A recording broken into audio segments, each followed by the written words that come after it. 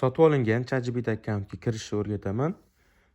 Sizga administrator tomonidan chekib yuborganingizdan keyin pochta va mana shunaqa ssilka tashlanadi va tagida o'sha ko'rish uchun video tashlanadi. Hozir ko'rib turgan videongiz.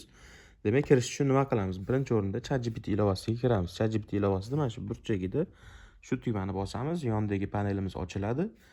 Paneldan eng pastiga tushib, akkauntimizni bosamiz. O'zimiz turgan bo'ladi va uni ham pastiga tushib, VT tugmasini bosib chiqib ketishimiz kerak bo'ladi. Yangi akkauntga kirishimiz kerak bo'ladi. Yangi akkauntga kirishda Apple orqali kirish, Google orqali kirish turadi va biz VT ni bosamiz. Adashib Google orqali kirish bosib qo'ymang. Ko'pchilik shu xato qiladi. VT tugmasini bosdik, продолжitda bosdik. Bizdan shu yerda hozir pochta so'raydi, Pochta so'radi mana. Endi bizga administrator bergan pochtani kiritamiz. Bu yangi ChatGPT akkaunti pochtasi. Bu yoqqa kopiya qilib tashlasak, to'g'ri chiqadi. Har bitta harfi, birortasi adashib ketsangiz ham ishlamasligi mumkin. Keyingi o'rinda parol so'raydi. Parol berilmaydi administrator tomonidan. Ham siz kirish o'zidayoq o'zingizga xohlagan parolingizni qo'yib olsangiz bo'ladi. Bu o'zingiz xavfsizligingiz uchun yaxshi. Забилить parol tugmasini bosganimizda mana shunaqa сброс parolga chiqadi. Продолжitda bosamiz va bizga pochtamizga kod jo'natadi parolimizni tiklash uchun. Endi pochtadagi kodni qanaqa qilib olamiz? Bizga ssilka tashlab berilgan mana. Pochta bilan birga ssilka tashlab berilgan. Aynan ikkinchi ssilka, video ssilkasi emas, ikkinchi ssilkani bosamiz.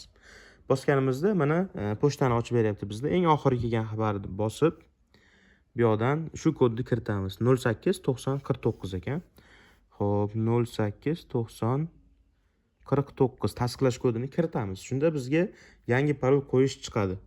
O'zimizning pochtamizga yangi parol qo'yib olaveramiz endi. Demak, sizdan boshqasi endi bu ChatGPTga kira olmaydi. Yangi parol qo'yapsiz. Xo'p, idrok 112233 misol uchun mana shunaqa qo'ydik. O'zingiz xohlagan parolingizni qo'yib olasiz. Kamida 12 ta belgidan iborat bo'lishi kerak. 12 ta harf, 12 ta son bo'ldi mana. Endi продолжить tugmasini bosamiz. Parol изменен dedi, parol almashtirdi. Endi VT ni bosib turib, boyagi o'zimiz kiritgan parol teramiz.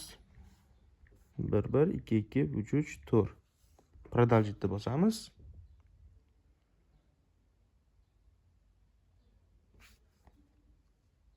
Menimcha shu bilan kirib ketish kerak. Yo'q, endi boshidan kiramiz yana. Xo'p, pochtani kopiya qilamiz.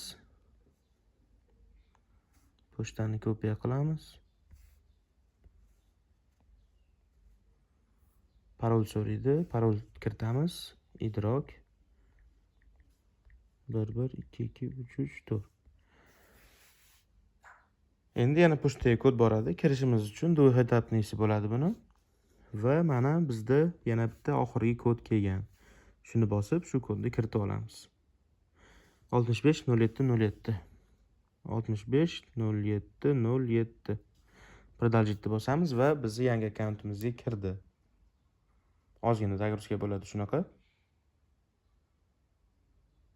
Endi sizlarga qanaqa qilib bu pulli tarifligini, plyusligini tekshirishni o'rgataman.